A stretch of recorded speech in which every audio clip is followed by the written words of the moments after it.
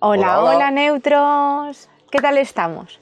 Bueno, pues estamos aquí un día más, ¿vale? En el podcast semanal habitual y bueno, para comenzar ya sabéis, muchísimas gracias por estar ahí, muchísimas gracias por escucharnos cada martes y los vídeos que podáis ver, muchas gracias por los likes, los comentarios, nos ayudáis un montón a continuar con esa tarea y si no te has suscrito, por favor, y nos quieres apoyar, pues hazlo, siempre es buen momento. Y la verdad es que aquí en YouTube es como ayudas a los que estamos al otro lado. Vale. Entonces, pues bueno, vamos ya al lío. Al grano. Os traemos un tema que creemos muy importante, seguramente que os suena, porque es algo que a todos nos suena, pero es verdad que nosotros no sabíamos bien qué es lo que era. Y creemos que es algo que tiene mucha repercusión en todos nosotros, desde niños. Llevamos hablando, en muchos podcasts hablamos de ello, lo que pasa es que no lo habíamos etiquetado como tal y realmente pues todo el mundo lo conoce como el efecto Pigmalión, que es de lo que vamos a hablar hoy. O la profecía autocumplida. ¿No? Vale, eso no sabía yo. Sí, también se le conoce así también. Vale. Pero bueno. Y creemos que es un tema que si realmente fuéramos más conscientes de esto y de los efectos que tiene, cuidaríamos muchísimo, muchísimo, sobre todo cómo hablamos a los más pequeños. También cómo nos hablamos a nosotros mismos y a nuestros seres queridos, pero quizás siempre sabemos que los más pequeños pues, suelen ser los más vulnerables, ¿vale? Exacto. Venga, te pregunto, ¿de dónde viene el efecto, de dónde viene el nombre de Pigmalión?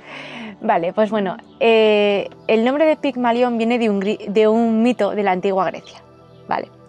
Pigmalión era el rey de Creta no, del otro lado, o sea, de Chipre, ¿vale? Ahora me salía el que no era, ¿sabes? Ya empezamos. Bueno, Pigmalión era el rey de Chipre y él quería casarse y encontrar a la mujer perfecta, pero ninguna le parecía perfecta. Entonces al final, pues con el tiempo, pues bueno, rehusó el casarse, dijo, bueno, pues no pasa nada. Pero ¿qué le gustaba mucho a Pigmalión? Le gustaba mucho la escultura. Entonces él esculpía muchas mujeres perfectas, ¿vale? Como le gustaban y tal, no sé qué. Y entonces hubo una escultura que le salió especialmente bien y la llamó Galatea. Y le gustaba tanto esa escultura que se enamoró de ella. Y tenía tal amor, ¿vale?, por ella que una noche... Qué susto me lleva. Sí. que una noche incluso soñó que Galatea se convertía en carne y hueso, ¿vale? Y al despertar se encontró allí Afrodita, porque Afrodita se había sentido conmocionada por este amor que profesaba Pigmalión, ¿vale? Y entonces le dijo, bueno, voy a conceder tus deseos realidad. Pero le dijo también, mereces la felicidad, una felicidad que tú mismo has plasmado. Aquí tienes a la reina que has buscado, ámala y defiéndela del mal. Y así fue como Galatea se hizo realidad. Vale. Hemos se oído convirtió varias, en carne y hueso. Hemos oído varias versiones, ¿vale? Nos hemos quedado con esta, por si alguno dice, no, eso no fue así. Vale. Bueno, hay varias versiones. Más o menos. Venga, vale, pues entonces, todo viene de un rey que se llamaba Pigmalión, según este cuento. Sí, vale. Según la mitología griega. Entonces, vale. Ahora esto arranca. ¿Qué es el efecto Pigmalión? ¿Vale? El efecto Pigmalión es un fenómeno psicológico. Nosotros, para reducir toda la... en todo esto de filosofía, de psicología, de despertar, hay muchísimos vocabularios. Pues nosotros, para reducir, hemos hecho un saquito de los condicionamientos. Y hay un montón ahí. Entonces este sería como un condicionamiento más. Sí. Vale. Pero tiene su propio nombre. Sí.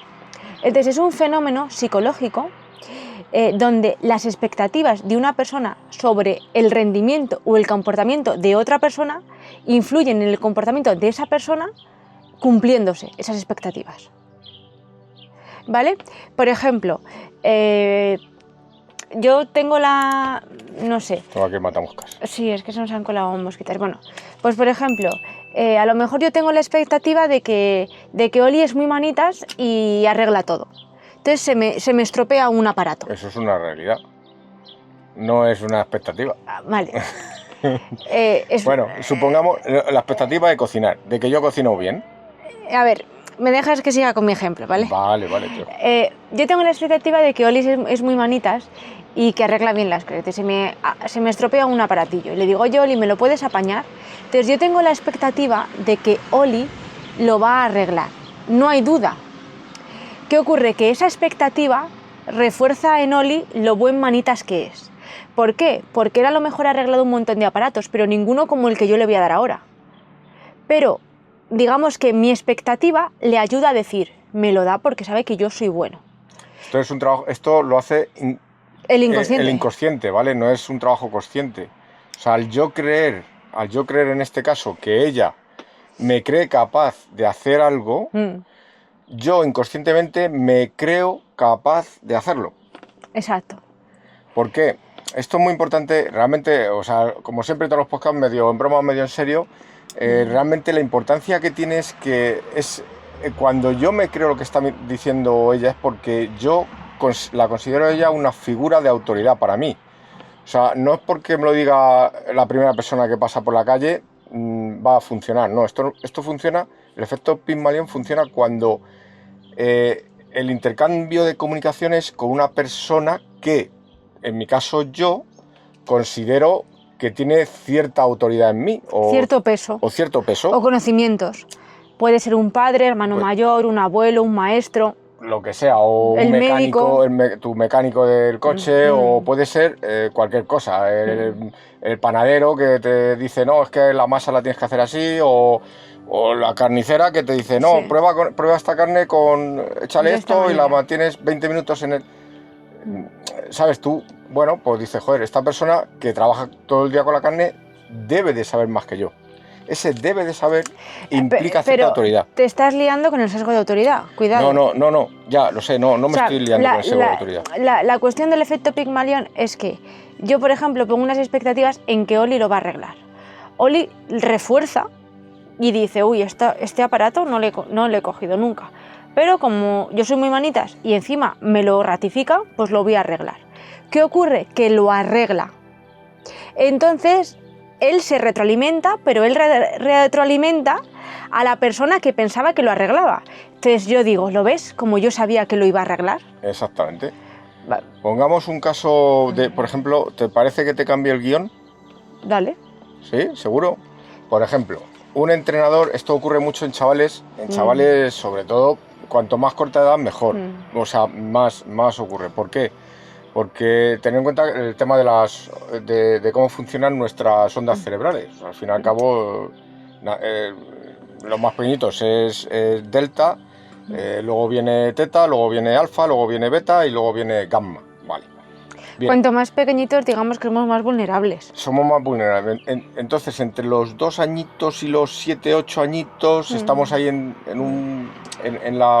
el tipo de onda teta, que es el más inducido, el que se puede inducir mejor, ¿vale? Por eso en esas edades esto funciona muy bien. Si cogemos a un chico de 8 o 9 añitos o algo así, que juegan al fútbol, por ejemplo, vale, y tiene un entrenador, ponemos 2 chicos, uno de ellos que se le da bien el fútbol y el otro, aunque no se le da bien, pero juega al fútbol, está en el equipo también. Vale, aquí también tiene que ver, lo que el entrenador tenga en su cabeza. Bien, lo voy a poner más igual. Dos chicos que más o menos juegan igual. ¿Vale? Dos chicos que juegan igual. ¿Vale? Y el entrenador tiene en su cabeza uno de ellos que se le parece a no sé qué jugador. O por ejemplo, es que podría ocurrir que el primer día uno llega tarde. Por ejemplo, a lo mejor el entrenador se lo toma como una falta de respeto, como una impuntualidad, porque él en sus vivencias trae lo que sea. Correcto, tiene sus creencias y tal. Entonces a ese le pone una etiqueta. ¿De qué? ¿De qué es más vago, por ejemplo? Y al otro que ha llegado puntual, que tal, le pone otra etiqueta de que es bueno. Entonces ese profesor va, sin querer, va a condicionar a uno a jugar mejor que al otro. ¿Por qué? Porque va a estar retroalimentando al que ha llegado pronto, por ejemplo, en este caso, en este hipotético caso, va a estar retroalimentando al que ha llegado pronto. Y va como a medio condenar al pobre que ha llegado un poco tarde. Claro, pero esto es un ejemplo hipotético. Sí, y esto depende de lo que traiga el entrenador, porque a lo mejor el entrenador de jovencito era un desastre y su madre siempre le lleva tarde a todas partes. Entonces puede ser que tenga compasión por el que llega tarde y fuese al contrario. Fuese al contrario, correcto. ¿Vale? O sea, es decir, esto se inicia en un momento, que podría ser el primer entrenamiento. Bien. Por ejemplo, o lo que sea. Sí, tiene un punto. Vale. Entonces, ¿qué ocurre? Que si el efecto Pygmalion se produce cuando el chico, que el profesor, sea el de los dos el que sea, empieza a jugar mejor, empieza a despuntar, él mismo dice, ya lo sabía yo. Este chaval prometía. Eso es el efecto Pygmalion. Claro, pero esto es un ciclo, es más complejo, ¿no? Porque digamos que, por ejemplo, el que llega pronto, a lo mejor el entrenador, como llega pronto, pues le enseña en ese rato unas tiradas más. Correcto. Coge mayor afinidad con él.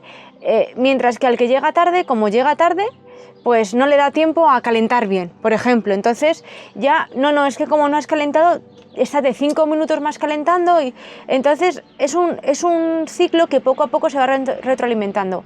Al que le hace más caso porque llega pronto dice, jope, es que yo me siento importante en el equipo, me siento validado, el entrenador me escucha. Entonces hace que se esfuerce más.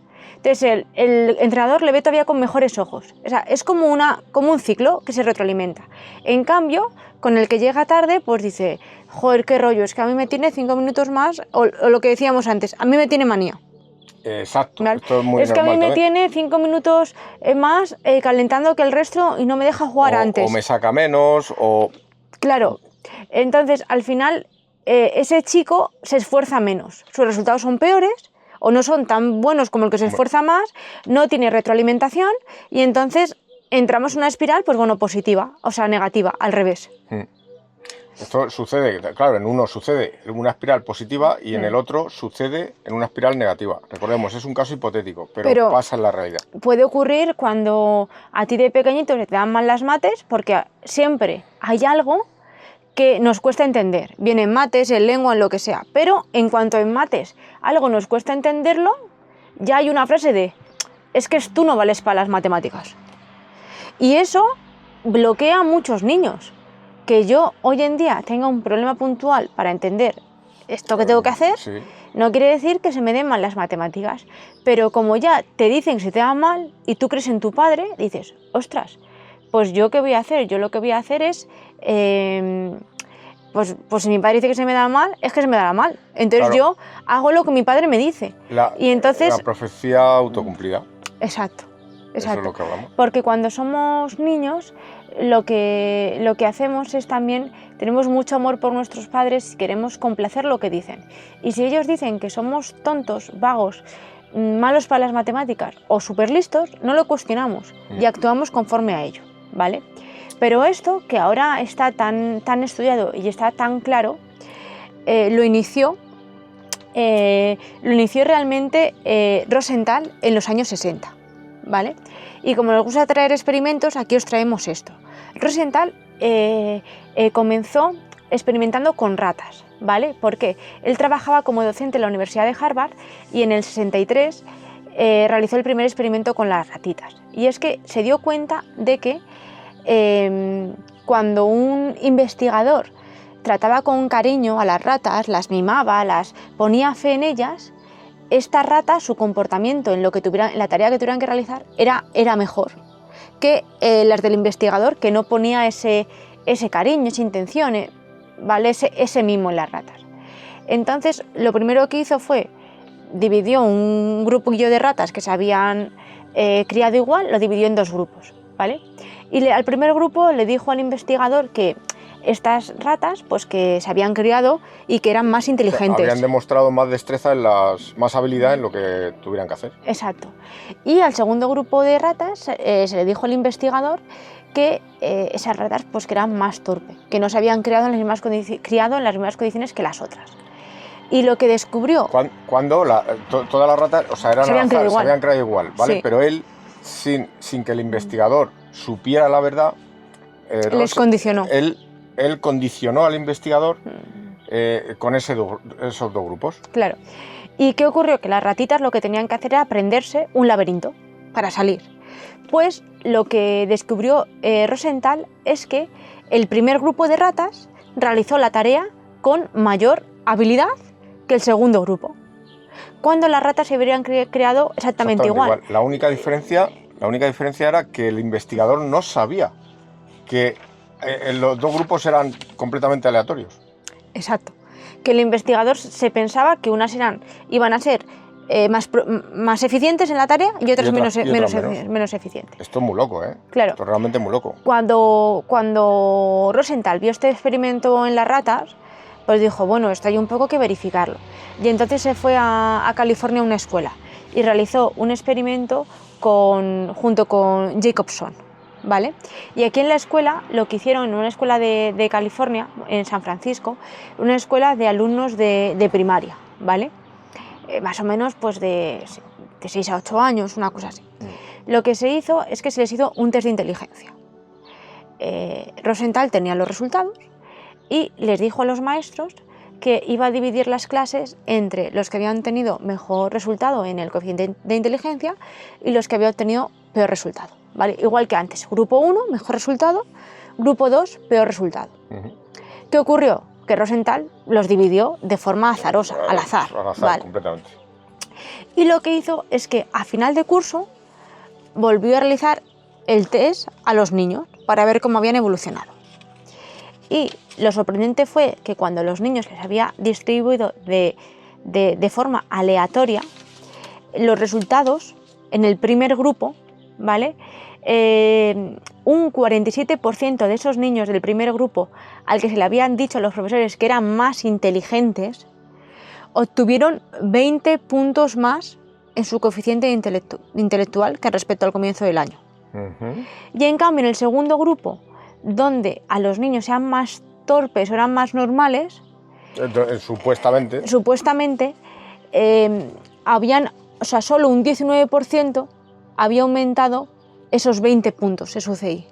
¿Vale? O sea, en el grupo a un 47%, o sea, casi el 50%, había logrado aumentar 20 puntos el CI frente al otro grupo que menos del 20% lo había logrado. Igual que con las ratas, ambos dos grupos eran completamente aleatorios, los niños que había en los dos grupos, y la única diferencia es que los profesores sabían o ellos creían que un grupo era más inteligente que el otro. Claro, lo que cambiaba era el comportamiento del docente, del profesor, del investigador frente al grupo de referencia. ¿Vale? Entonces, claro, si reflexionamos sobre esto, realmente nos damos cuenta que somos igual que las ratas. Sí, en parte sí. Tampoco hay tantas diferencias, porque se hacen muchos experimentos en ratitas y luego se pasa a humanos. Sí. Pero lo que nos damos cuenta es de la importancia de cómo hablamos a las personas más pequeñitas de nuestra casa, ¿vale? Y jope, es que esto es fabuloso lo potente que es cuando nos damos cuenta. Y yo creo que si realmente todos conociéramos este experimento y lo interiorizáramos, hablaríamos muy diferente a nuestros niños o a los más pequeños en casa o a nuestros iguales. ¿Por qué? No quiere decir que le digamos a todos los niños que pueden hacer todo, que son los mejores y tal, y que luego el chaval suspenda y se dé un tortazo. No. O sea, hay que evaluar las capacidades y cuando alguien quiere lograr algo, pues ver qué me falta, qué puedo formarme, ¿no? Pero sobre todo es que cuando tú a un niño le dices que es vago, que eres torpe, que lo haces mal, que ese niño, si tú eres una persona de referencia para él, va a tender a darte la razón, porque él no es capaz de evaluar si lo que tú dices tiene razón o no. Entonces, tenemos que tener mucho cuidado en cómo hablamos a los demás y en cómo nos hablamos a nosotros mismos. Vale. Esto funciona igualmente en personas, en nosotros, como hemos dicho al principio.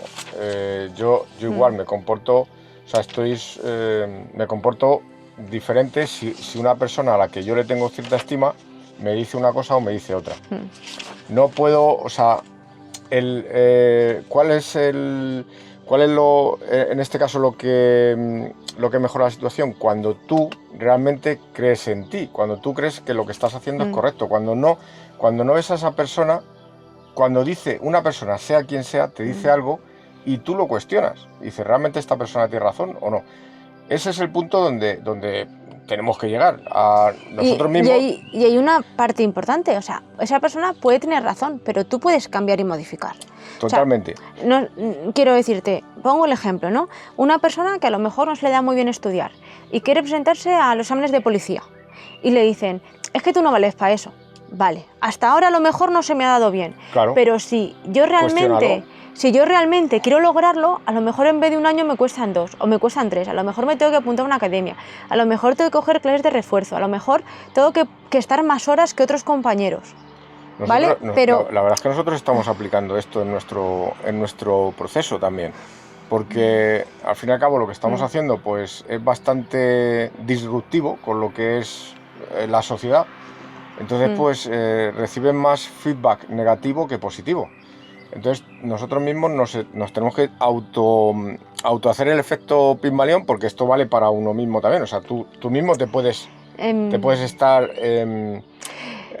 creando ese efecto de decir, puedo conseguirlo, o soy bueno, o soy... A ver, una de las cosas, ¿no? Podemos, por ejemplo, decir consejillos, tips, ¿no? O sea, por ejemplo, si tú dices, vale, es que el ejemplo que yo ponía, ¿no? Por poner un ejemplo. Vale, yo es que me quiero presentar a las oposiciones de policía, pero yo sé que a mí me cuesta estudiar, ¿no? ¿Con qué cosillas puedo ayudarme para contrarrestar ese efecto negativo? Que es lo que tú decías. Lo que estamos haciendo nosotros. Vale. Entonces, al final, hay cosillas que, vale, lo primero es evaluar tus capacidades, ¿vale? A ver, sin tocar un libro, pues es muy complicado que apruebes a la primera un examen. Entonces, tienes que evaluar tus capacidades, estudiar, ver cuánto tienes que estudiar, hacerte un plan, ver si necesitas apoyo de alguien externo que te asesore y te guíe. ¿Cuál es la mejor forma o la más rápida? O bien, que sea, o de preparar los exámenes, o como quieras llamarlos. Claro, material gratuito que habrá en internet, libros, academias, escuelas, tutores personalizados. Te tienes que preocupar tú mismo o sea, no dejar en manos de nadie que alguien te diga, no, es que tú no puedes hacer esto. O, joder, es que eso, tío, yo ya lo he intentado y te va a costar mucho.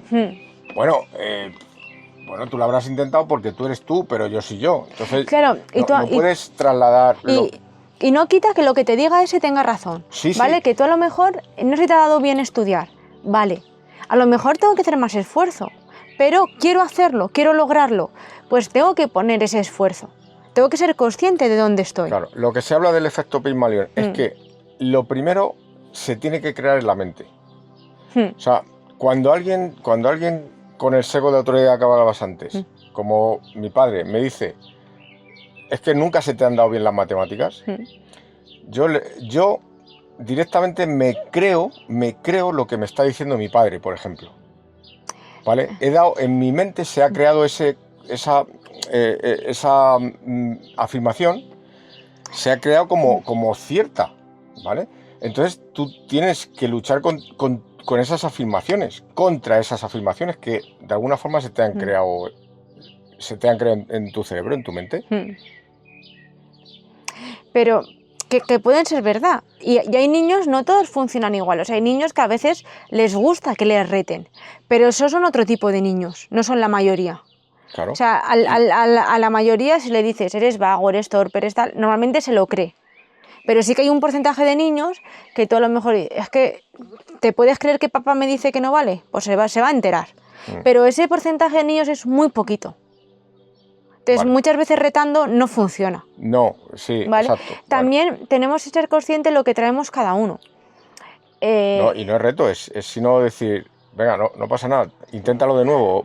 Sí, pero que hay niños que aún no teniendo el apoyo de casa salen adelante porque tienen mucho amor propio. Exacto. Entonces, que aunque diga, mi padre cree que no lo puedo sacar, pero se va a enterar y se lo voy a demostrar. Pero eso es una pequeña parte.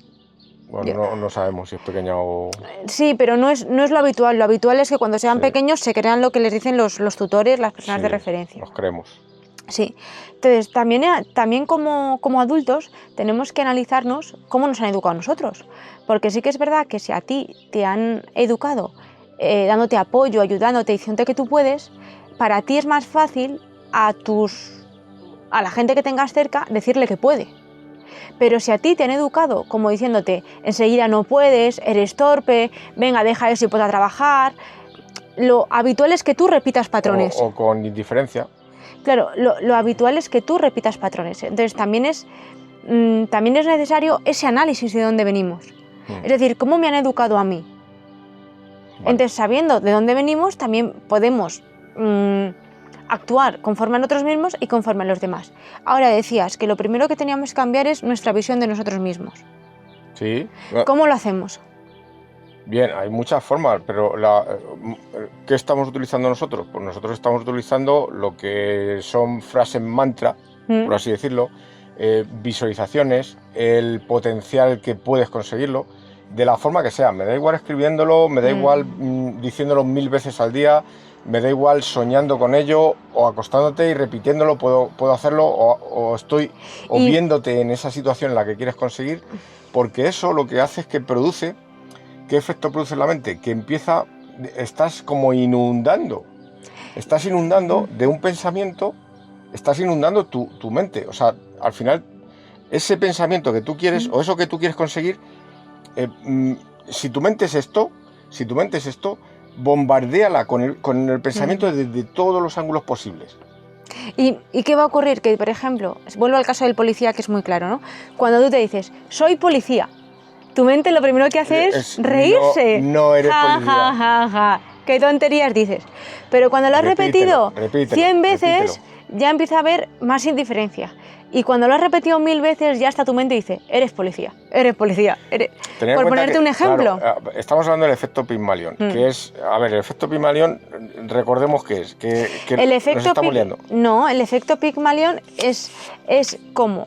Es un fenómeno psicológico, un condicionamiento donde las expectativas de una persona influyen en el rendimiento, en el comportamiento de otra, de modo que se cumple esa predicción. Exactamente. ¿Vale? Es decir, Oli, por ejemplo, no suele cocinar. Y yo un día tengo que hacer un recado y le dejo a cargo de la cocina. Si yo le digo, bueno, inténtalo, pero tendremos que pedir cocina para llevar, porque ya sabemos cómo cocinas. ¿Yo qué hago? Que no tengo ninguna expectativa en que lo haga bien, sino que yo tengo expectativas de que lo va a hacer mal. Entonces, ¿el que ocurre? Es que cuando se pone en la cocina, pues empieza, pues si yo no sé, ¿para qué me han dejado esto? ¿Y esto cómo funciona? ¿Y para cortar esto qué cuchillo es el adecuado? Y no sé qué. Entonces, digamos cuando que ella vuelve y me ve que no he hecho la comida, ella refuerza claro. sea, se produce el efecto Pygmalion. Refuerzo el que no podía. El que no podía. Bien. Pero, claro, también puede ocurrir al revés. A lo mejor él no es habilidoso porque no tiene la habilidad, pero yo me puedo decir, Oli, es muy fácil, lo puede hacer cualquiera, estos son los pasos. Confío en que lo vas a hacer, vas a salir rico. Y yo me voy, él, aunque tenga inseguridad, dice, bueno, yo puedo, me ha dejado a cargo, es que confía en mí. No soy tan torpe, no voy a hacer un plato de chef de 5 estrellas, pero va a salir algo aceptable. Y él... Es como iniciar esa rueda. Claro, empiezo a retroalimentarme yo. Es que, claro, aquí el efecto Pygmalion va en función de uno con otro. Y nos hemos ido al lado de nuestra propia retroalimentación. Es que es lo mismo, es con otro o con nosotros mismos. Porque nosotros como adultos tenemos muchos paradigmas que nos bloquean. Y para que nos dejen de bloquear, la única manera es romperlos.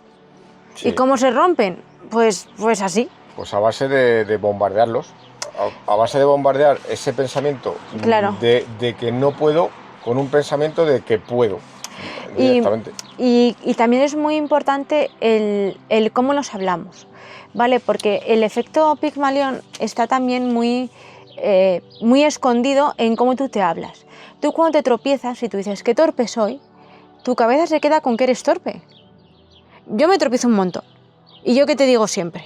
Que no te caes. Le digo, tengo que tener el récord Guinness del mundo de persona que se tropieza más veces y que no se cae. Porque me caigo muy poco en comparación con todas las veces que me tropiezo. Exactamente. Entonces, él puede decir, ¿es que te tropiezas todo el día? Digo, sí. ¿Y cuántas veces me caigo? ¿Vale? Claro. O sea, yo me quedo con lo positivo, con el decir, no me importa que me tropiece, si tengo una agilidad y unos reflejos brutales para reaccionar. Vale. Es un ejemplo. Entonces, correcto. El cómo tú te hablas es súper importante. Y el cómo tú te hablas es un modo donde el efecto Pigmalión está escondido. Porque si tú te tropiezas y dices que torpe, si tú vas a cocinar y dices, es que no cocino como mi madre o no cocino como mi abuela, si vas a hacer algo, joder, es que a mi hermano se le daba mejor. Tú mismo te estás saboteando. Por ejemplo, en un examen, en unas pruebas, en un tal, puede ocurrir esto de que lo pasas ese examen, sea de lo que sea, y te digas a ti mismo, sabía que lo iba a lograr, sabía que lo iba a conseguir. Tú te estás haciendo el efecto Pigmalión a ti mismo. Sí. Y si no, que esto es lo más curioso de todo, si vas con ese miedo, con esa duda, con ese tal, y no sale, y acabas diciendo, sabía que no lo iba a conseguir, te estás haciendo el mismo efecto Pigmalión. Y también ocurre, que esto también nos ha pasado a nosotros con muchas cosas, cuando el resultado no tiene que ver con el proceso. O sea, tú puedes tener un proceso de lujo, como estamos teniendo nosotros, y el resultado puede ser, por las circunstancias que sean, puede ser completamente aleatorio. Que no tiene nada que ver con el proceso, quiero decir. Pero que uno de los errores que estamos cometiendo, déjame terminar, es que asociamos el proceso con el resultado, cuando el resultado es una consecuencia del proceso, pero no está linkado. Y no únicamente del proceso, de muchas más cosas. De muchas más cosas, exactamente, pero es una consecuencia de hacer las cosas bien. Vale, pero eso no quiere decir que te vaya a salir. No, es que no es una consecuencia de hacer las cosas bien, porque el resultado es una consecuencia de muchas cosas. Yo creo que es una consecuencia de hacer las cosas bien, pero también es una consecuencia de tu capacitación, de tu entorno, de tus condiciones. Sí, me gusta más eso. Vale, o sea, no tiene que ver solo con hacer las cosas bien, porque tú a lo mejor, o sea, llevas razón. Acuérdate, me he equivocado. Acuérdate cuando yo me fui a Lama, al muy poquito de llegar, mi madre enfermó. Yo no podía estar en las mejores condiciones del mundo, porque estaba al principio, cuando se puso madre, ¿Qué tiene que ver eso? Pues que aunque tú intentes hacer bien las cosas, por ejemplo, tu entorno te va a influir, y a lo mejor tu entorno te hace que no sea tu mejor versión en ese momento y tú no hagas las cosas tan bien como quieres, porque te influye. Vale, que nos liamos, nos vamos. Vale. Volvamos. Vale, pues entonces, con respecto al efecto Pigmalión, quiero también contar unos experimentos que hizo Jane Elliot, más o menos al igual que en la misma época que los hizo Rosenthal, porque Rosenthal, cuando publicó los resultados del efecto Pigmalión, fue en el 69, ¿vale?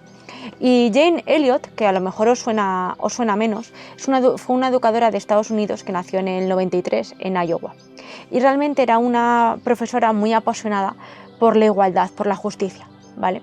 Entonces, ella, pues digamos que se vio un poco conmocionada tras el asesinato de Martin Luther King en el 68. Y ella, como era profesora, pues hizo el siguiente experimento en el colegio, en las aulas, ¿vale?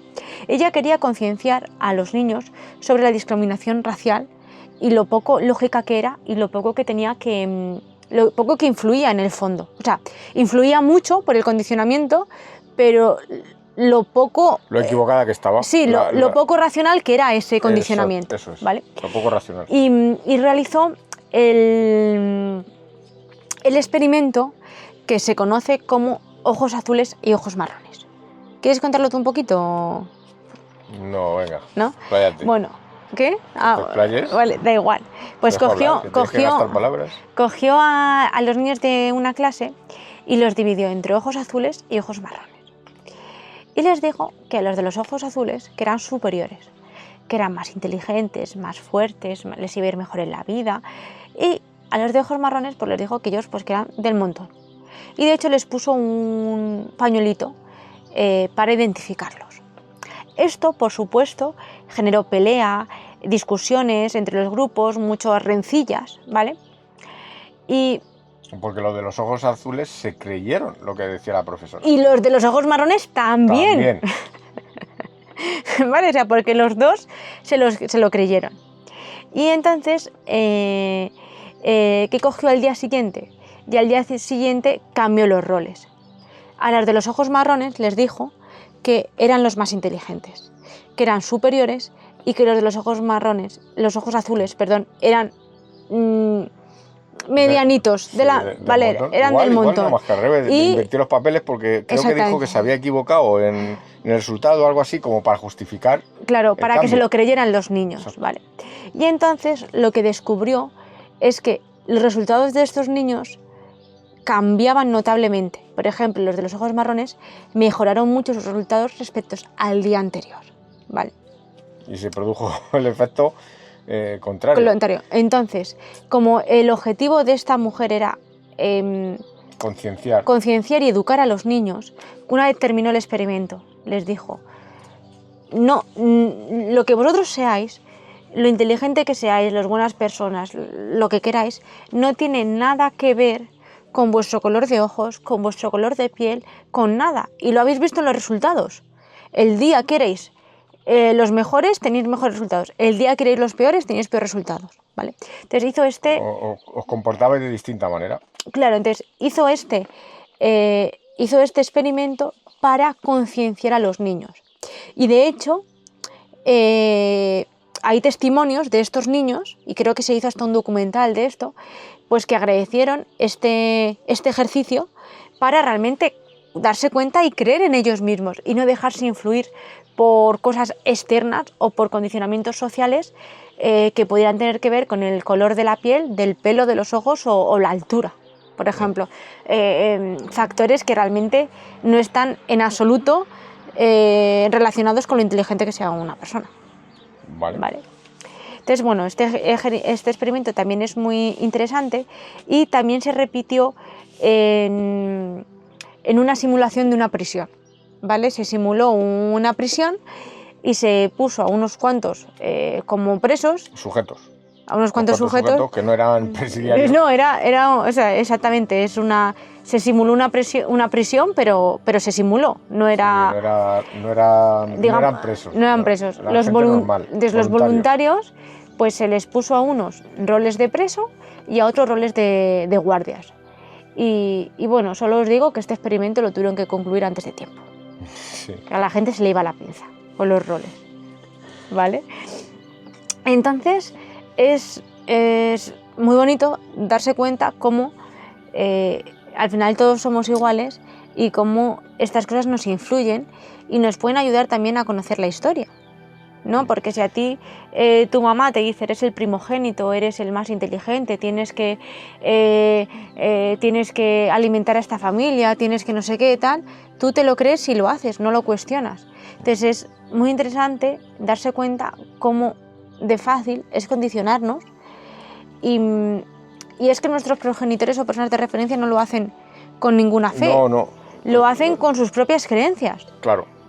Claro, todo esto está basado en nuestras creencias, ¿vale? Y lo importante de ¿por qué este vídeo? Porque, o sea, nosotros lo que tratamos de transmitir, que no sé si lo hacemos bien, es que no caigas en el efecto Pigmalión, o sea, que yo no caiga con mis hijos o con mi hermano o con mi tal o con mi... O sea, que no diga, que en ningún momento, o sea, yo cuando diga sabía que iba a pasar, que sepa que estoy cayendo en el efecto este de Pigmalión. Y otro efecto Pigmalión que también antes había, que ahora ya menos y está todo más igualado, pero siempre los padres querían tener una hija, porque la hija les iba a cuidar. Bueno, esto eran creencias, claro. Ese efecto Pigmalión, tú como hija, si eres la hija, tú habías crecido como que tú tenías que cuidar a tus padres. Y con una familia, cuando hay... Nosotros a lo mejor no, pero si te pones en nuestros padres o abuelos o tal, si tú lo analizas, ¿quién cuida más siempre a aunque se quieran repartir las tareas del cuidado de los padres, siempre recae más sobre una hija. ¿Por qué? Porque antiguamente tener una hija era como que ibas a tener a alguien que se iba a ocupar de ti. Era cultural. Era cultural. Entonces, claro, la hija crecía con esa responsabilidad. Pero igual que la del hijo, a lo mejor crecía con la responsabilidad de trabajar. Es que no... De llevar las tierras o de encargarse de... Exacto. O sea, no me quiero meter con ninguna polémica. Era así, no pasaba nada. Hoy en día, pues ya esto está más igualado y hay veces que te cuida el hijo que está más cerca. Sí, por ejemplo, o ningún hijo. Sí, ¿Por pero... qué? Porque el hijo no tiene por qué andar cuidando a nadie. O hay, es otro ser humano que tiene que hacer su vida. O hay veces que también cada uno tiene sus responsabilidades y a veces siempre hay alguien que se ocupa un poco más. Pues puede ser el que esté más cerca, el que esté más libre, el que... Pero lo haces igual que con un amigo. Es que también esto es un poco cultural y es un poco... Esto lo metemos en otro charco también. Bueno, pero es un ejemplo... Hay mucha gente que cree que tiene... Yo también, o sea, tengo creencia de que de que le debo algo a mis padres, pues bueno, pues son creencias. Son creencias. Pero es parte también de un efecto Pigmalión, un condicionamiento que tú te crees y reaccionas, o sea, y actúas conforme a él. Sí. ¿Vale? Simplemente, y luego el padre, cuando el viejito dice, qué bien que tenía una hija que me ha cuidado. O sea, tú lo has creado, a eso voy, tú lo has creado, la hija lo asume, corresponde y con su acción y el que lo ha creado, pues dice, ya lo sabía yo. Es lo mismo, ¿vale? Entonces, bueno, esperamos que con este podcast os haya invitado a reflexionar, sobre todo en cómo nos hablamos y en cómo hablamos los más pequeños. Esperemos, ¿vale?, que lo hayamos explicado bien, dentro de que no somos expertos de nada, como hemos dicho muchas veces, que somos eternos aprendices, que esto lo primero es que nosotros lo aprendemos, lo aplicamos, esto llevamos aplicando mucho tiempo, pero sobre todo es eso, porque la consciencia, el coger consciencia de lo que hace, de lo que te hace cuestionar lo que recibes de otros, si realmente lleva razón, si realmente tengo que hacer caso a lo que dice o no tengo que hacer caso, que eso es lo importante realmente. Y la pregunta que te puedes hacer, si tú crees que a ti el efecto Pigmalión no te afecta, yo te haría la siguiente pregunta: ¿cómo te hablas tú y cómo hablas a los tuyos? Con esas respuestas vas a saber si tú eres partícipe del efecto Pigmalión o no. Si tú te hablas mal, el efecto Pigmalión le tienes ahí. Si tú hablas más a los tuyos, si les gritas, si les hablas de manera inadecuada, alguna palabrota que se nos puede escapar a todos, ahí hay efecto Pigmalión. Entonces yo me haría esa pregunta: ¿cómo me hablo yo a mí mismo y cómo hablo a los demás? Y si te das cuenta de que a lo mejor la respuesta no es tu favorita, enhorabuena, porque estás en el camino correcto, en el del cambio y en el de mejorar. ¿Vale? Es así. Nosotros lo vemos así. Nosotros lo vemos así, exactamente. Podemos estar equivocados. Bueno, neutros, pues esperamos que os haya gustado este capítulo. Ponnos en comentarios qué opinas.